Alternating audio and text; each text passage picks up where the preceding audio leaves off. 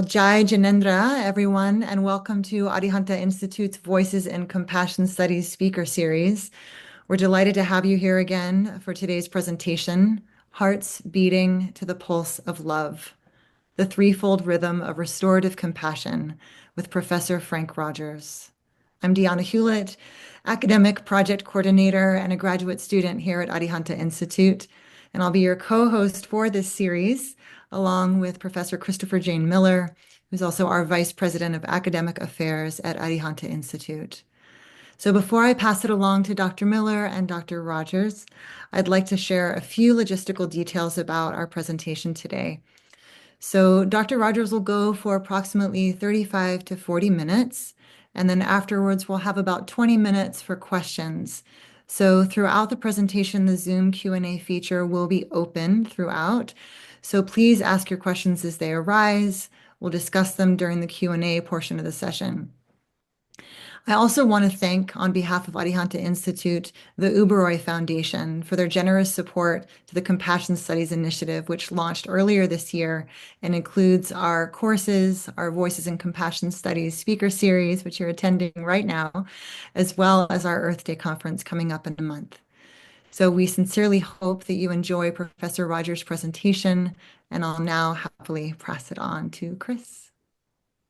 Thank you, Deanna, for that wonderful introduction and for also sharing the Earth Day conference. And it gives me great pleasure today to introduce our speaker in the Voice in Compassion Studies speaker series, Dr. Frank Rogers from Claremont School of Theology.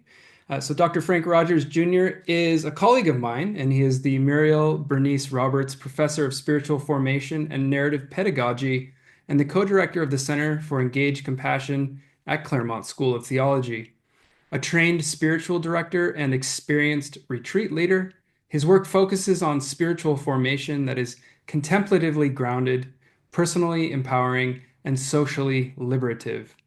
He is the author of several books, including Cradled in the Arms of Compassion, A Spiritual Journey from Trauma to Recovery, Practicing Compassion, and Compassion in Practice, The Way of Jesus, as well as a supplemental curriculum for that, The Way of Radical Compassion, and The God of Shattered Glass, which is a novel. He lives in Southern California with his wife, Dr. Alane Daugherty, with whom he shares 3 young adult sons, Justin, Michael, and Sammy. With his wife, he loves to run, hike, snorkel, and follow baseball. I'm so glad that you are participating in the Compassion Studies Initiative with us, Professor Rogers, and we welcome you to the speaker series, and we really look forward to learning from you today. Thank you for that lovely introduction, Chris, and Diana and Chris, both of you. It's been such a delight working with you, creating this course, the 4-module course, and then participating in this speaker series. Just a deep, deep joy to be so connected with the Arihanta Institute. So thank you for inviting me. Yeah, we put together a 4-module course that I think will be opening up very soon that will look at monotheistic approaches to cultivating compassion. And I see this introductory lecture as just kind of giving a thumbnail sketch of the kinds of things that we would look at more deeply in that 4-module course. And so I am going to share my screen so you all can see the slides. Okay, and yeah, so this is called Hearts Beating to the Pulse of Compassion, the Threefold Rhythm of Restorative Compassion. And one of the things that you will notice in Western approaches to cultivating compassion is that Western approaches are very narrative-based. They're very rooted in stories. And so I like to tell a lot of stories. And just to get us started, I'll share a story that comes from my own experience. Years ago, when my son was about 4 years old, the two of us found ourselves navigating life, just the two of us, in a rather small confines of a 1-bedroom apartment. And we were doing pretty good. I mean, we had to share the bedroom, and the living room table had to be a computer station and a Lego station for Justin. And things were doing pretty well until some of our closest friends, a family of 4, was moving from the Northwest down into Southern California, and their house was just 1 day away from closing, and they needed a place to spend the night. We said, of course, spend the night. We'll have a slumber party. Well, unfortunately, the house did not close the next day. One day turned into two, two turned into three turned into 1 week, 2 weeks, 4 weeks. For an entire 6 weeks, we had six of us in this apartment that was cramped for only two of us. And we were all discovering how even some of the closest of relationships can start to feel a little bit strained under such close proximity. And we're all doing pretty good. I think Justin had it the hardest. He had to sleep out on the living room floor with me. He had to share his dad. He had to share his toys. But he was doing pretty good until one day he had it. I was sitting on the living room couch talking with my friend, and we had a sliding glass door, and out beyond the door was this big mound of dirt. And children from all over the apartment complex would come over there. They would dig in that dirt. And Justin had a shovel, and he was digging up a rock. He was really a paleontologist, and it was the jawbone of a T-Rex, I think. And one neighborhood kid wanted the shovel and came walking over to Justin, grabbed the shovel, and started to grab it out of Justin's hands. Well, Justin pulled back, and the kid yanked back and forth until the kid yanked it so hard he pulled it from Justin's hands, and Justin fell onto his knees, and the kid walked away with the shovel. Justin got up. He looked at this kid with a look that could kill. Then he stomped the dirt, stomped down the hill, slammed open the sliding glass door, came inside, slammed it closed, went to the corner with his little rocking chair, sat down and just folded his arms, and he just started to pout. And I said, Justin, what's the matter? And he said, I am so mad, I'm never playing with my friends ever again in my entire life. Well, I could totally appreciate how that felt right about that. And I said, Justin, that's fine. You just kind of sit in the corner and take some time to yourself. Well, my godson, Jackson, is also 4 years old. And he's playing Legos in the living room table, oblivious to everything that's happening. And we had the radio on. And after a commercial break, this music starts to come out of the radio. And it's one of those songs that kind of, when it gets inside of you, you just kind of find yourself kind of rocking and swaying to the music, and you're tapping your toe. It was a Kenny G saxophone solo. This kind of dates me back in the day. But Kenny G is working its magic on Jackson, who's playing with the Legos, and he's just kind of swaying and moving along until he can't stand it. He just gets up and he starts dancing to this music there in the middle of the living room. And we're all watching him. And Jackson looks at Justin and goes, Justin, hey, do you want to dance with me? And Justin goes, okay. And he gets out of the rocking chair and he starts dancing with Jackson. And the two of them, they're kind of do-si-doing. They got their arm in each other. They're doing a little John Travolta action, a little Argentino tango type of thing. They're just aglow in the music of this dance that's lifting them up in the radiance until the music is over and the melody just lingers in our midst. And Jackson says to Justin, hey, do you want to go dig for dinosaur bones? And Justin goes, yeah, let's go. And they're running out the door before I can stop Justin. I say, Justin, wait a minute. Where are you going? He said, well, I'm going to play with all of my friends. I said, but I thought you were never playing with your friends ever again in your entire life. He looks at me like, what are you talking about? And then it dawns on him, like it was a lifetime ago. He goes, oh, yeah. Dad, I think the dancing took my mad away. And he went outside and he returned to play with his friends. There's a lot of mad in our world right now.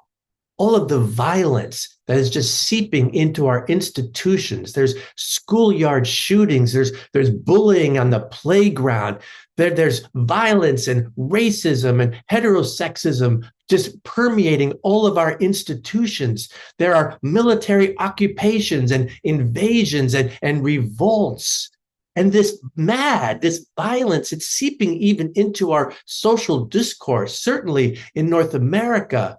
It is difficult for opposing parties to even have a conversation with each other. We are so demonizing and wrapped up in our vitriol. And it's even seeping into our own souls, the kinds of fears and anxieties and repulsions that are inside of us, the rages and irritations. It's like we are a world at war, and that war is being waged on the outside and on the inside. And in the midst of all of that mad, Western spiritual traditions would suggest that there is a music that is playing as well. There is some spiritual current that flows throughout the universe It comes from the very center of what is sacred in our cosmos. And it weaves its way into every dimension of human experience, inviting us all to move to its rhythms, to be taken up into its melody. And it comes with the promise that as we step in these ways, as we try to give ourselves to the unique rhythms of this other music in our world, it will catch us up. It will lift us up into a transformed way of being that takes the mad away.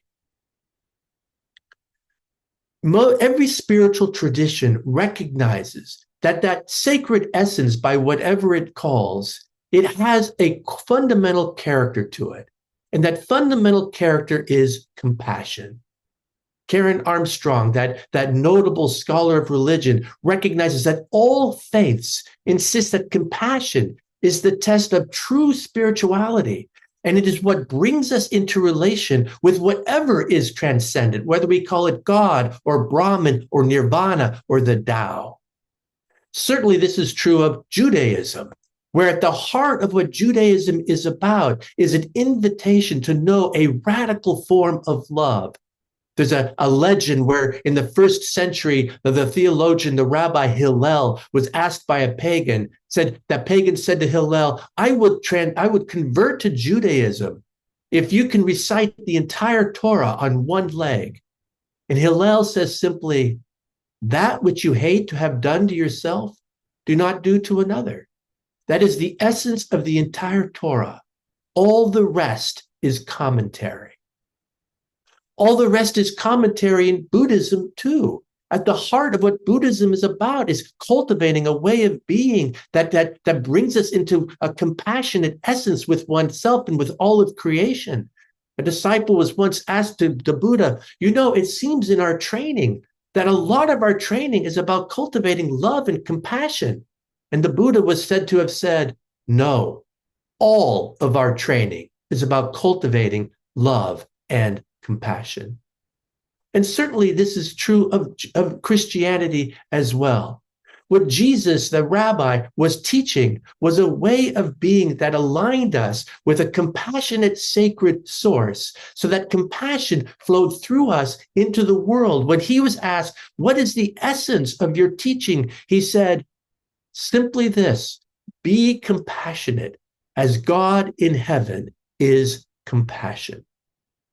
This spiritual essence that flows throughout the universe has a fundamental quality of compassion.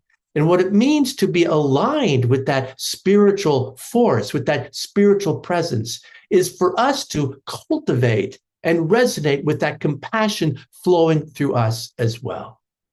So how would a Western approach to compassion understand what compassion is?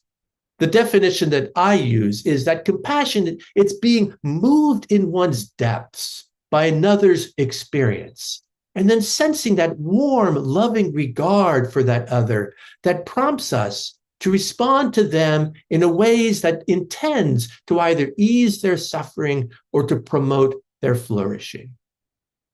An exemplar of compassion that I know of was shared with me by one of my colleagues. His name was James Worthington. And James works in the inner city in Los Angeles with disenfranchised youth who are under-resourced and are vulnerable to joining gang life. And he helps find the alternatives to participating in the ravages of gang life. And he talks about a person that he knew when he was younger. His name was Raul Torres. And Raul Torres was a high school custodian who lived in South Central LA in a neighborhood that was riddled with gang violence. And Raul was married, and just a few weeks before he was retiring, his wife, who had come down with cancer, a fast progressing pancreatic cancer, passed away, and just a few weeks before he was retiring. And so this retirement, where he was looking forward to spending time with his beloved, was now entering into a season of grief. And to help him with his grief, he attended the faith community that resourced him. And then he would come home and he would just sit on the porch and look out across his corner lot, grieving this woman that had passed away now. And as he was sitting there, he realized, you know what? I want to pay tribute to my beloved.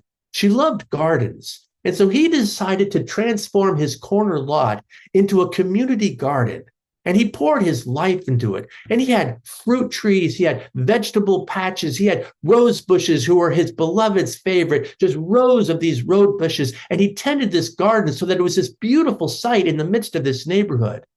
Well, one day Raul got up, and as he looked at his garden, he realized that somebody had come in and completely mutilated one of the rose bushes. Stems are just all over the ground. He knew who did it. There was a group of gang members who would drive by in a car and just slowly case the joint as they went around the corner. And he was absolutely outraged, but he was also powerless. I mean, what is he going to do against these gang members? So all he could think of, he just cleaned up the roses and continued to tend to his garden. A couple of days later, another rose bush is completely mutilated. Powerless and in despair, he just cleans it up and continues to grow another couple of days. Again, another rose bush is mutilated. And so now he gets an idea. There's nothing he could really do about it, but what he can do is he could just sit by the window in the early dawn and just hold vigil so that whoever is coming by and thrashing his rose bushes can see that he is a person of dignity, that this is his garden and he's grieving this particular soul. And that's when he saw the young boy. He was a 10-year-old. He was well known in the community. His father had long since left the house. His older brother was a gang member who had shot and murdered somebody, in a rival gang member. He was sent away to prison. In retaliation, that gang shot up the house where this little boy lived in. A bullet actually went into his leg. He was healing from that, but he still walked with a cane. He was going to be okay, but he was still walking with a cane. But Raul sat by that window. He saw this 10-year-old walk by the rose bushes and then just take his cane with this scowl of rage and just completely thrash one of the rose bushes. And then the young boy looks up at Raul and sees him there, and this terror comes over his face. And then he just scowls in indignation and stomps away. Well, Raul, understandably, had part of him that was just like ready to run and scream at this young boy to stop ruining his bushes. And another part of him thought, well, I'm just going to call up the police and have him put into jail for violence to my property. But he realized that was not living true to his own faith, to the way he wanted to embody a different way of being in the world. So he just pondered this boy. And then he realized he could just begin to see this young boy had no options. And he could see the rage and the despair in this young boy's eyes that was going to make a life in gangs just inevitable. And something in Raul's heart just opened up to this boy. And then he got an idea. So at the end of the school, he walked down the road to where the boy was walking back home. And he walked up to the boy and he said, "Excuse me, I want to talk to you." And the boy kind of hardened and he says, "I'm having a problem with my rose bushes." And the boy says, "I had nothing to do with that." And Rose said, "Oh, no. I'm not saying that you did or you didn't. I'm just saying that somebody has been really ripping apart my rose bushes. And I would pay you if you would be willing to protect my rose bushes. And in fact, if you would like, I'd even teach you how to grow rose bushes. On Saturday, why don't you drop by and I'll just kind of show you what the garden looks like and how you might go about protecting, and I'll pay you for your services." Well, the boy had nothing else to do on Saturday, so kind of meekly shows up and Raul says, "Oh, I'm so glad you're here. Hey, let me show you the vegetable garden. Let me show you my fruit trees and how to tend rose bushes. They made lemonade out of the lemons right off the tree. Best lemonade the boy ever had." The boy enjoyed himself. And so he decided to come the next week as well. And week after week through the years, Raul just mentored this young boy to become friends, in fact. And the funny thing was that ever since that point, nothing ever happened to those rose bushes. And James Worthington would share with me, he would know because he was that young boy. And he would have had a life in utter despair if it were not for this man whose heart was big enough to embrace and tend to him, even in the midst of the violence that this young boy was ready to inflict upon Raul's gardens. Raul embodies for me compassion. And when we talk about compassion, we even talk about it metaphorically. We say compassion is like a movement of the heart. Delia actually defines compassion. She's a Franciscan nun as the quivering of the heart in response to another's suffering. It's that warmth that we feel in our hearts toward another that prompts an act of care and kindness. If some of you are familiar with the scientific organization HeartMath, HeartMath actually researches the emotional and physiological equilibrium within us in different emotional states. And they actually would measure that the heart rate variability of our actual heartbeats beats to a different pulse when we are in states of calm, caring, and connection. So it's more than just a metaphor. There's something in our hearts that actually transform from beating erratically with irritation or depleted from weariness to an emotional state of compassionate connection where our hearts can be measured to beat at a different pulse. This is even true in our language. We say that a compassionate heart is soft as opposed to being hardened. A compassionate heart is open as opposed to being closed. It's warm as opposed to being cold. My heart is broken open for another as opposed to being calloused before another's pain. My heart goes out to you. My heart bleeds for you. My heart breaks for you. There's something about our hearts that embody compassion in a profoundly physiological way, as well as in a spiritual way. And that informs the way that we would actually demarcate the different elements in compassion. The essential element, this is what academics do. We kind of parse out all the specific ingredients that compose a particular phenomena, like the emotional state of compassion. And we at the Center for Engaged Compassion would suggest, being informed by these Western traditions, that compassion has these 5 different elements to it that Raoul really embodied. And the first element involves paying attention to another human being, to actually take the time to notice and recognize how another person is in their own particularity. Realize that we don't often take the time to just see another human being. We so often just see others as pawns and objects in our own agenda or our own drivenness, the things I need to get done today and how somebody can help me or gets in the way of that. My son, Justin, a graduate student, I love Justin, and my heart just is open towards Justin, but I don't often see him in the course of the day. I see the boy I like to brag about being in grad school, or I see the young adult who still forgets to put his dishes in the dishwasher that irritates me. But how often do we take the time to just pay attention to another human being, to just see Justin in his own particularity? Raoul certainly has a time when he sees this young boy, James, through his indignation and his despair and his outrage at having his garden being mutilated. But then something happens, and that recedes a bit, and Raoul is able to see James in his own particularity, the circumstances of that young boy's life and what he is going through. A second component is that compassion also involves understanding another empathically. All of the sacred languages for compassion suggest that compassion involves being moved in our depths. In Arabic and in Hebrew, the word for compassion actually comes from the word for womb, that our womb contracts, our womb feels the pain of another. We hold another in a womb-like regard. In Greek, the language of the New Testament, splanchnizomai, it comes from the word for guts, the intestines, that our gut is wrenched before another person's suffering. In Pali, in Sanskrit, it can be connected with the word for heart, like heart could be open, but something in our vital depths is moved by another person's suffering. We understand empathically. Something in us goes, oh, ow, I get it. The pain that you must be experiencing.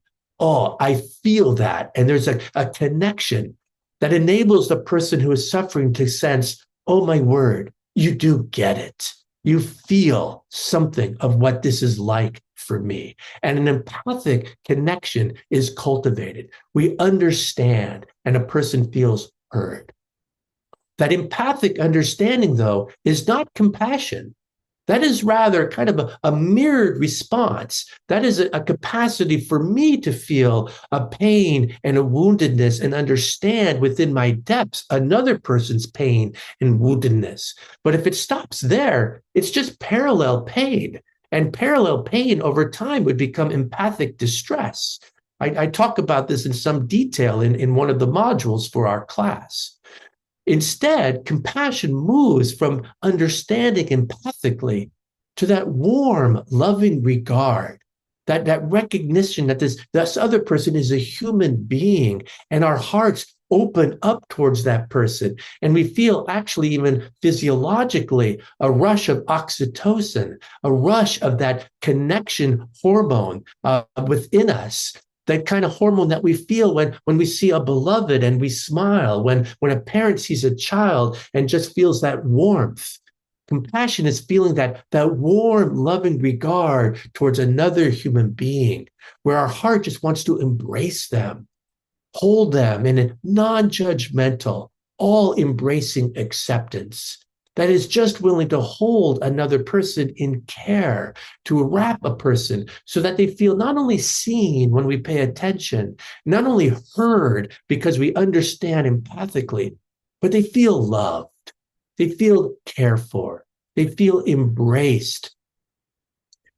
That sense of that spiritual quality of feeling warmth and love towards another emerges out of our own spiritual essence. And there's a spiritual expansiveness that occurs within us when we're able to access that warm, loving regard. Our own capacities for resilience, our own capacities for care and connection are expanded. Our capacities for creative problem solving.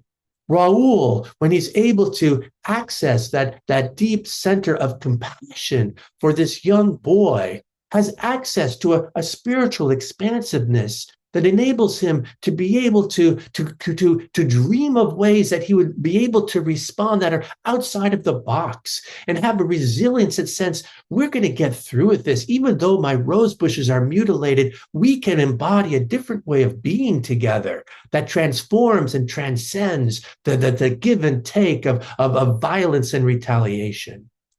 And out of that spiritual expansiveness comes a desire that another person know new life, know healing, know restoration, be reunited to the beloved community.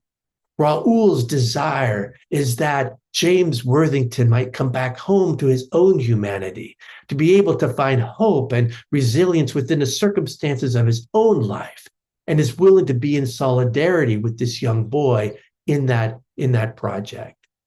And out of that, when Raul is in a completely different emotional state, it's like his heart is beating to a different pulse. It's beating to a pulse of compassion. And out of that emotional state, he responds with an act of kindness, an act of care, an act of reconciliation, an act of forgiveness that invites another into human restoration. This is how we would understand the phenomenon of compassion, our hearts beating to the pulse of compassion. So Western monotheistic traditions would recognize that cultivating this type of compassion is actually a spiritual path in its own right. Jesus, one of the exemplars that informs my own particular spiritual tradition.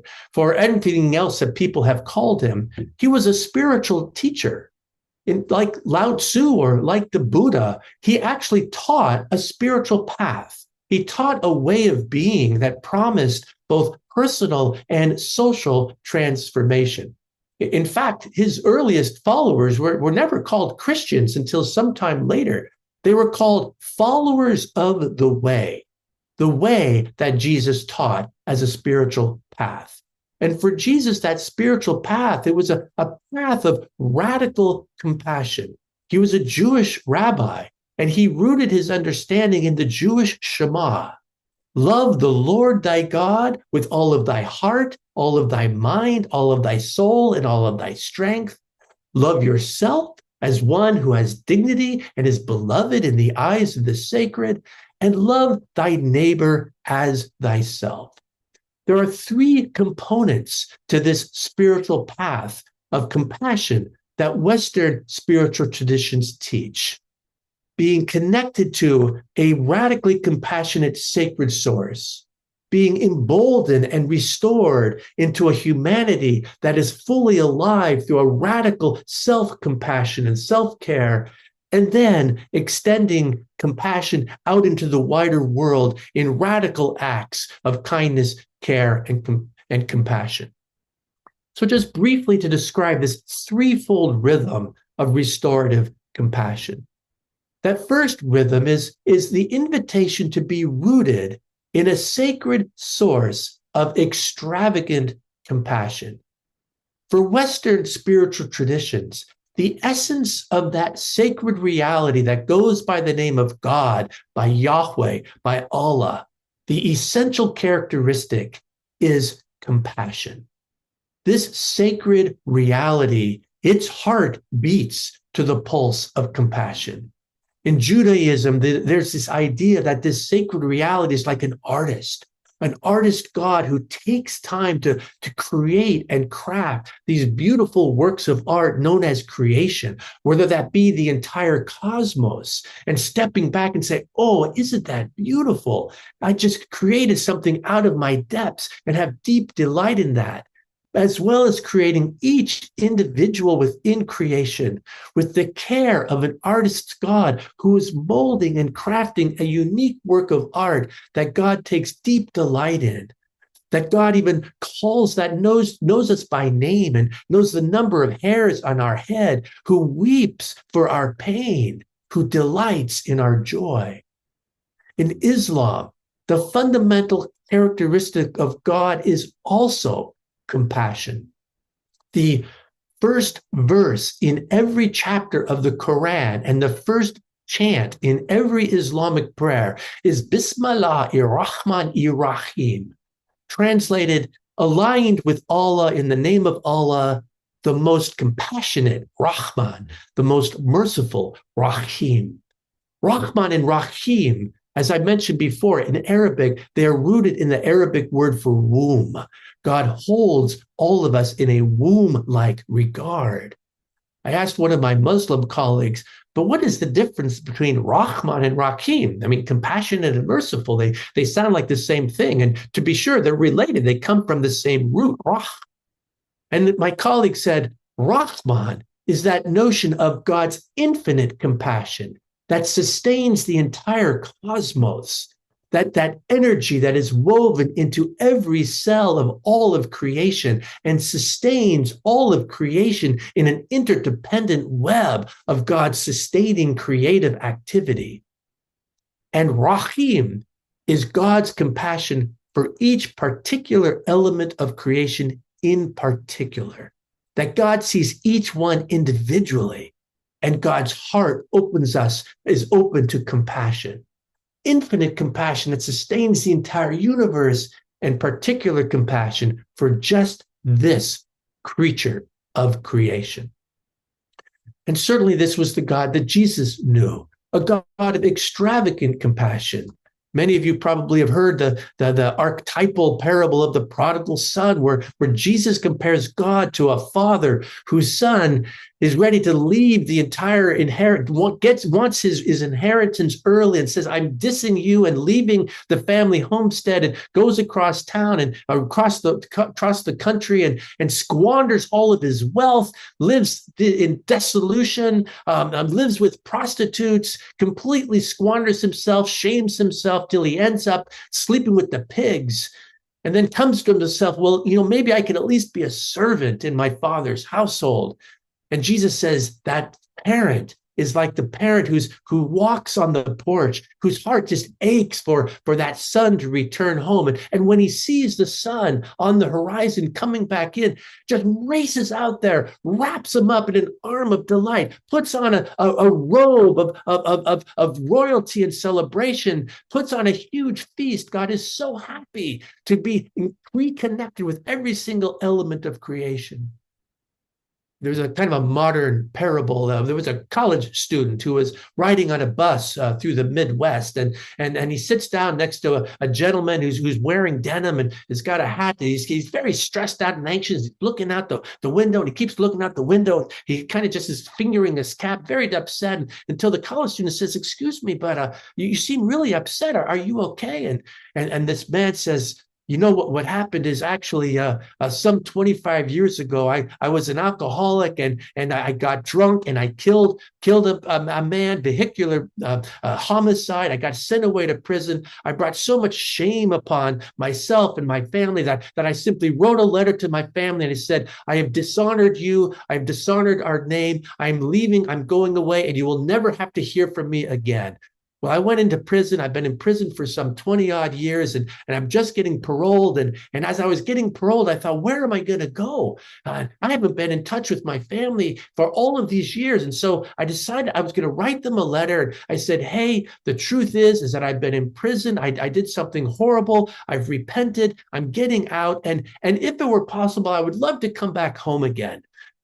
But I totally understand it if I brought so much shame that you just don't want to see me anymore. So do this. I'll get on a bus. The bus goes right by our homestead on its way to town. If you would like for me to come back home, just tie a little yellow ribbon on one of the branches of that oak tree in our front yard. If I see it, I'll get off the bus at town and I'll come home. If it's not there, I understand. I'll stay on the bus. You never have to see me again.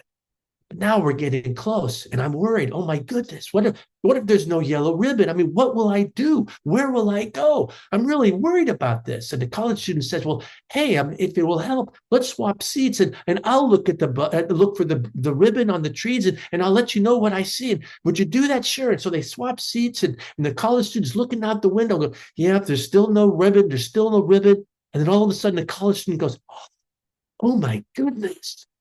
He sees an oak tree, not with one yellow ribbon, with hundreds of yellow ribbons on every single branch of this tree. Extravagant compassion. Of course, we want you to come back home. Please get off the bus. We can't wait to see you. We will embrace you in His radical love and compassion. This is the essence of that sacred reality that is known in Western spiritual traditions. And one of the invitations for cultivating compassion is becoming rooted in that sacred reality that holds each one of us in those profound compassion.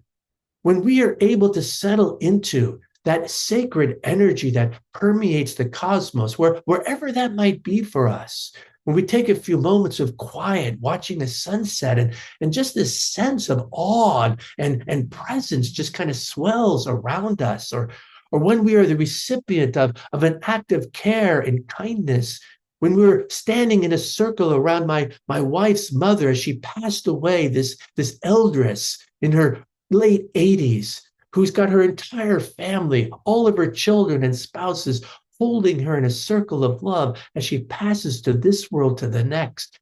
A palpable energy of sacred compassion is present and holding us all. When we are connected to that, it feels like we are connected to an energy where we feel seen, we feel heard, our own pain is held and assuaged, our own joy is celebrated. And it leads us to want to anthropomorphize that sacred reality into some being, whether we understand it as a being or just as a sacred energy. Its essence is compassion. And as we are able to reconnect through whatever spiritual practices are available to us, to that deep reality that holds us all, that sustains this universe, our own spirits are renewed and nourished. As attachment theorists help us recognize, our bodies need food and water for our bodies to be able to survive. In the same way, our spirits need a source of compassionate connection, or our spirits withdraw and deplete. One of the ways we fill the well of that compassionate reservoir within us is reconnecting with that source, a sacred source of extravagant compassion, is what Western spiritual traditions would invite us into. A second rhythm of restorative compassion is self-compassion. And this is something that we want to be honest, is not often explored in spiritual traditions. But the Jewish Shema invites us to love our neighbor as ourselves, not instead of ourselves and not more than ourselves. My colleague likes to say, so the measure by which we love ourselves should be the measure by which we love another.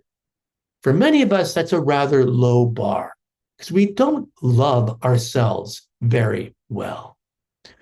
Western spiritual traditions invite us into a self-compassion, and Kristen Neff is one of the modern day experts on self-compassion, who has scientifically explored how self-compassion can actually be an antidote to burnout. It can increase our well-being and resilience. It can reduce anxiety and depression. It can be a resource in trauma. And by her, what she means by self-compassion is a couple of things: extending self-care to ourselves, taking the time to nurture our own vitality, to look upon ourselves with kindness, and even to see the different forms of pain and suffering that we experience, to hold that with care, to hold that with kindness and compassion in a restorative and healing way.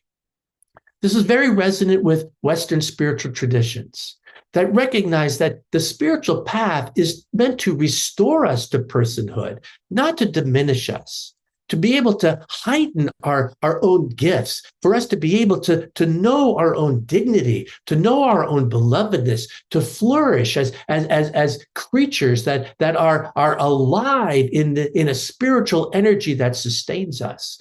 David White, the poet, some of you may know, recognizes that humanity is the only species that forgets how to bloom.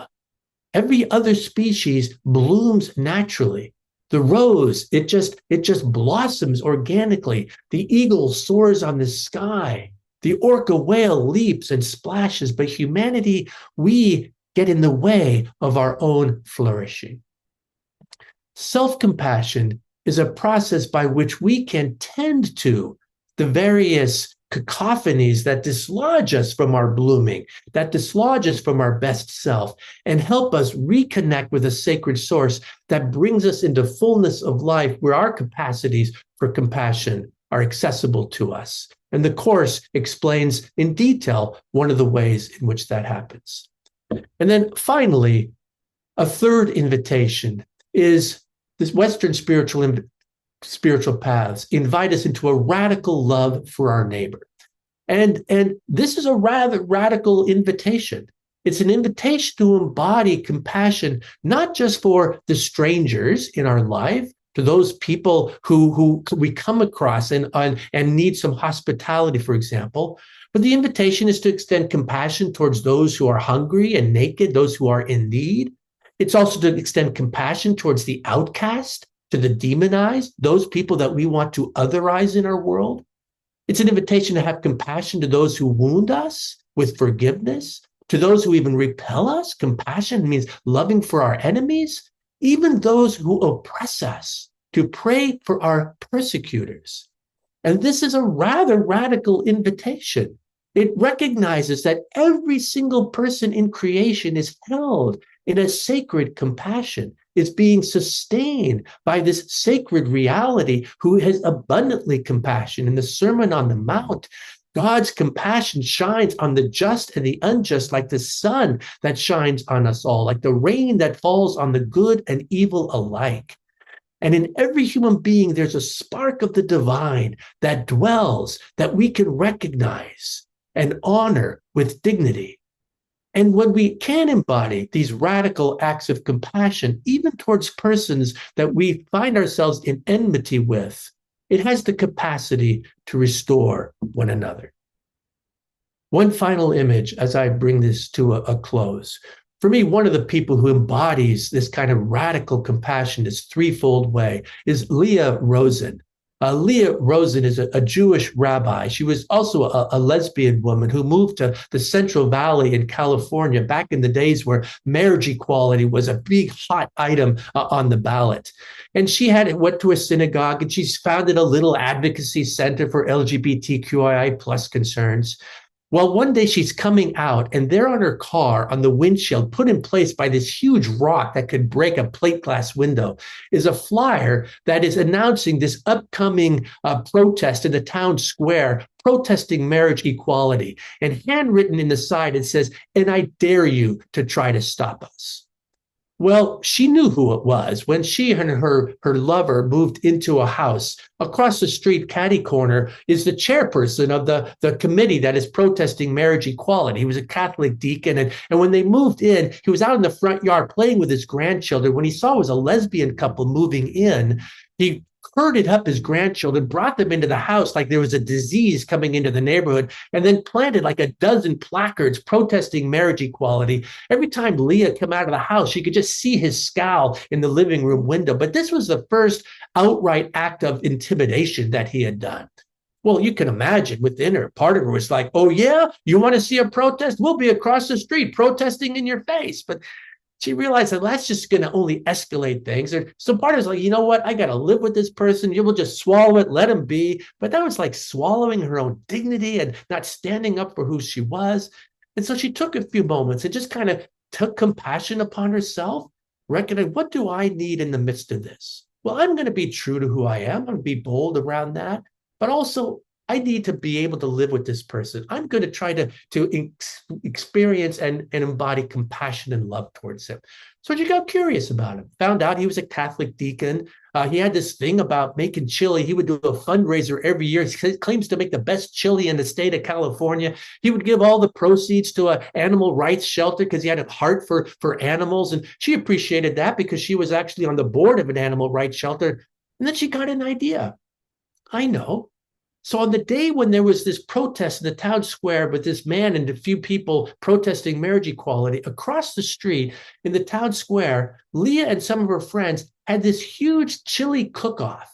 They had balloons, they had music, they were making the best chili to see who could make the best chili around. They were giving all of the proceeds to the animal rights shelter. As people came to the city center, they ignored the marriage equality protest because they wanted to have chili, they wanted to listen to the music and see all the festivities until the steam came out of the wind came out of the sails of this Catholic gentleman, and they're putting their placards away. And Leah walks over and goes, "Excuse me, but I understand that you like to make chili." And I make the best chili in the state of California. Well, hey, would you be willing to come over and be our honorary judge? You see, we need someone to really tell us what is the best chili. And it's all going to a good cause. It's going to the animal rights shelter. Well, how could he ignore this and deny? Okay, I'll come. Bring your friends. Chili for everybody. Oh, yeah, it's pretty good. It's not as good as my chili. She said, I got it. Why don't we do this right? Why don't you and I together have a huge citywide chili cook-off? You get all your networks, I get all of mine. We'll give all the money to the animal rights shelter. Well, yeah, that'd be a good thing we could do. So they do that together. It's so successful that Leah goes to the board and says, I think this gentleman ought to serve on the board. He's just he's got a heart for animals and great fundraising capacities. And so she goes to him and says, hey, would you be willing to be on the board? Well, yeah, I think that'd be a good idea. And well, we have monthly meetings. We live across the street from each other. Why don't we just drive together to these meetings? So, I guess we can. So they started driving to the meetings, and month after month after month, this man can't stand it, but he's starting to like this woman. I mean, her indefatigable kindness, her care for animals, the way she just treats them with kindness all the time, until after a while, a year goes by. They haven't even talked about marriage equality. They stopped by coffee on the way to one of the board meetings, and this gentleman just says, I just kind of been curious about something, but I understand you're a lesbian woman. Yeah, I am. Well, I'm just kind of curious. What is that like? And can you tell a little about what it means to be a lesbian and be always known you're a wet lesbian? And so we just started sharing a little bit, and Leah did. And then after a while, she realized, have you ever actually known someone who was a lesbian or gay? And it comes out. This man had a younger brother who was gay, who moved to San Francisco and came down with AIDS when AIDS was a death warrant. He came back to his family. His family ostracized him. His big brother ostracized him. His church ostracized him until he went back to San Francisco and died alone. And Leah could just see that the remorse and the second guessing within this man. And finally, she says, you know, in my tradition, we like to say Kaddish for people who pass. It'd be my honor to say Kaddish for your young brother. And if you'd like, you could join me. He says, you know, I would like that. And so this Jewish lesbian rabbi and this conservative Catholic deacon say Kaddish together for this young man who had died years earlier. Leah's heart beats to the pulse of compassion. She reconnects with her own sacred source that sustains her and helps her to see the humanity in other people. She restores herself to a humanity fully alive where her own capacities are abundant, and she extends kindness and compassion in a radical way. And it's rooted in her spiritual life. She comes back home to a sacred reality that holds all of us in creation, that restores each one of us, and like a heart, beats us back into the world, into restorative acts of care and compassion. As we align ourselves with that sacred pulse of the universe, our own pulse beats as one with God's heart. And as we move to those rhythms, we move to a dance that can take the mad away. Thank you. And I apologize. I realized I went a little bit longer. I'm sorry. I would have kept listening, Frank. I really thank you so much. What a wonderful presentation. In particular, I really appreciated the narrative. That's something that our mutual colleague did last time we had this event, Venu Mehta. The power of narrative and the power of story in getting these points across from the various traditions is so effective and so powerful. I'm touched listening to these stories of Raul and Leah and others that you've mentioned here. It really is such a powerful pedagogical technique and really just shows our humanity. So thank you so much, Frank. We do have a couple minutes for questions. If anybody in the audience has any questions, this will also be available for people to watch later. So these stories will continue to inspire as we go on. And I do have a couple of questions for you. We only have a few minutes left.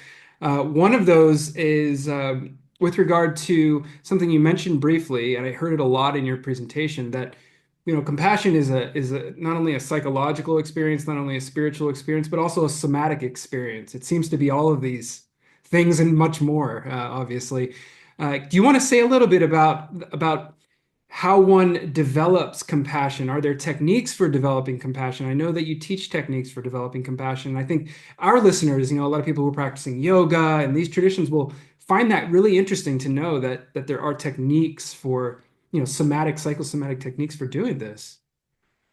Absolutely. And that's one of the things that we do describe in the course that will be starting up here in a couple of weeks. But different spiritual traditions have different techniques. We have a practice that involves taking the pulse of another and different practices where we can actually begin to pay attention to another, ways in which we can open our hearts to them and access that kind of warm, loving regard is a way of actually cultivating that somatic state, as well as that emotional and spiritual state. So absolutely, there are techniques for cultivating compassion. Yeah. I find it so fascinating that it's such an embodied experience, right?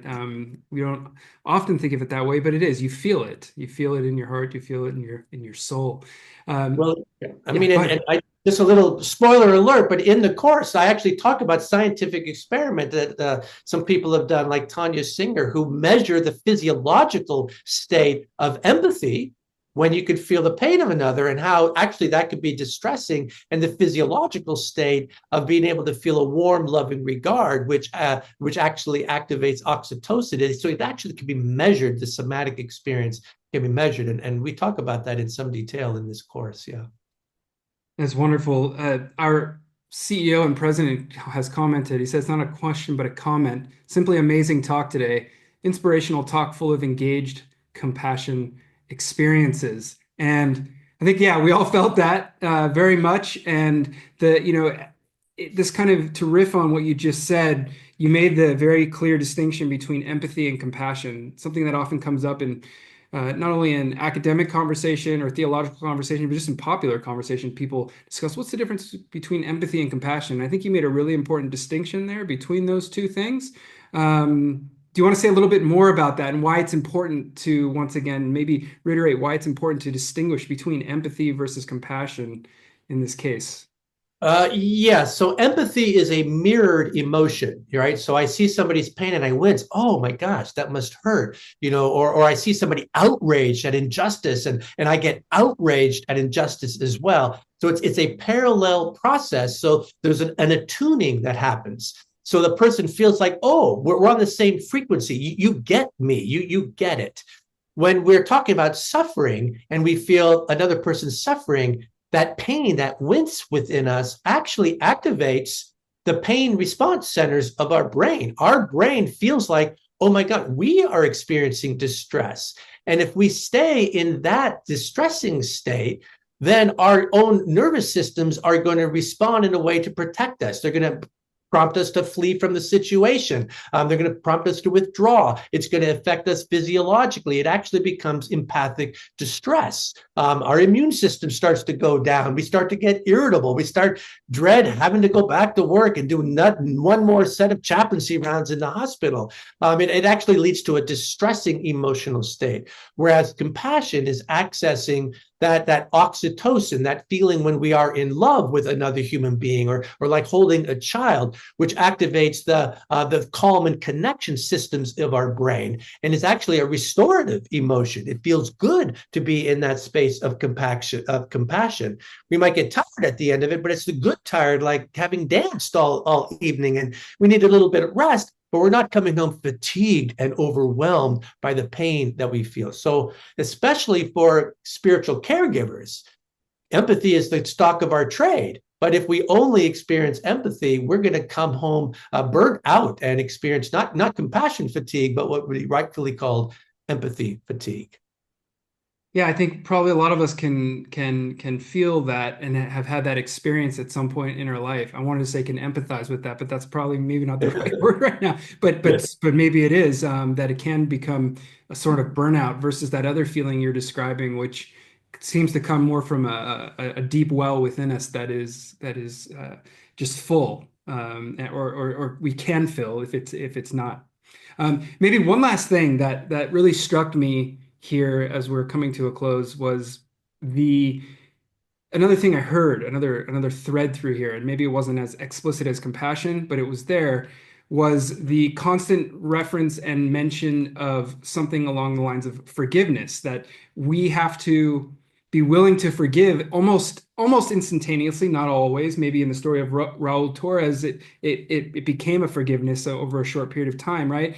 But oftentimes when people are hurting, they don't always come saying, I'm hurting, I need help. It often expresses itself in ways that can feel harmful and maybe in the person stoke rage, And so I guess from a comparative theology perspective, we also had this with Professor Venu Mehta in our last talk, where forgiveness was the answer to these challenging times and challenging people in our lives. How often have we needed to have forgiveness from others for being these, in these kinds of states, these sort of activated states? And so, yeah, I just really saw a thread of forgiveness woven through here as well. I didn't know if you wanted to say a little bit about forgiveness, maybe from the Christian or the Abrahamic side of things. Yeah, and so I would say there's a little of a twist on forgiveness. To be honest, my favorite book on forgiveness is called "Don't Forgive Too Soon," and so this threefold rhythm, that second movement is about self-compassion. And so our invitation would be when somebody has really injured me and I'm feeling resentful, I'm feeling angry, that's a protective emotion.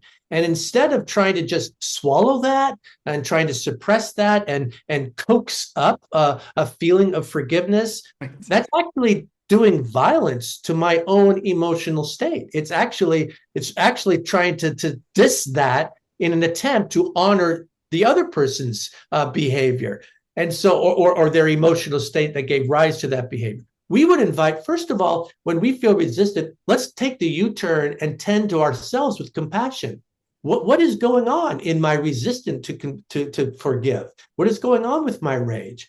Maybe there's a sense of I don't yet feel safe enough, and I need to tend to my own protectiveness and make sure that this abuser is not going to do violence again to those who are vulnerable. And I need to solidify that sense of internal strength. And as we tend to our own resistances to forgiveness with self-compassion, we can meet the needs that we have that are give us a foundation to be able to come back home to our spiritual capacities, where we can then, with genuine open-heartedness, extend forgiveness to another human being. So it's a little bit more of a complex process, I would say, cultivating forgiveness.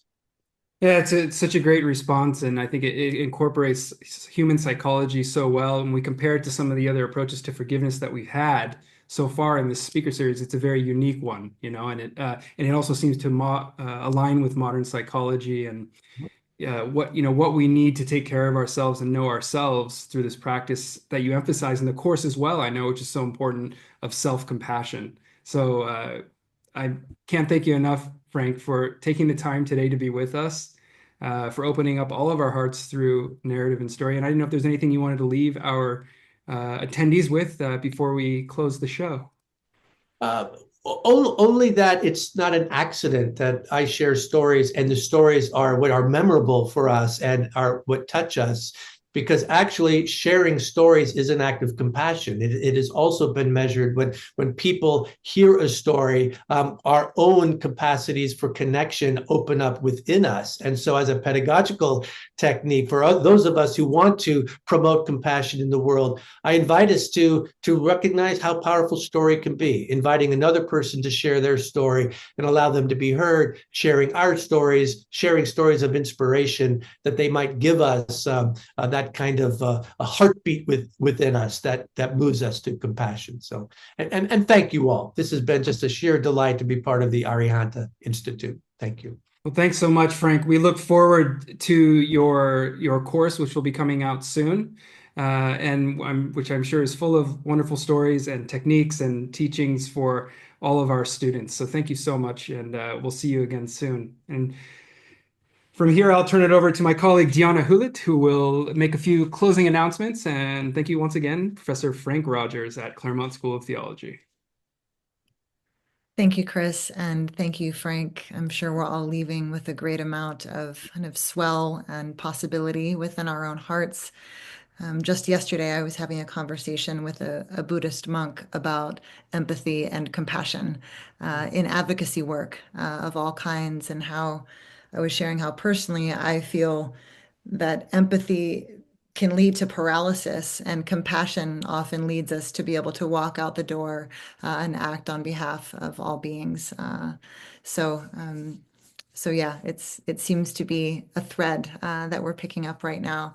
So I'd like to thank everyone for joining us today for our Voices in Compassion Studies talk with Professor Frank Rogers. And at Arihanta Institute, we're very grateful for Frank's dynamic stories, lovely presentation exploring the depths of restorative compassion for self and others.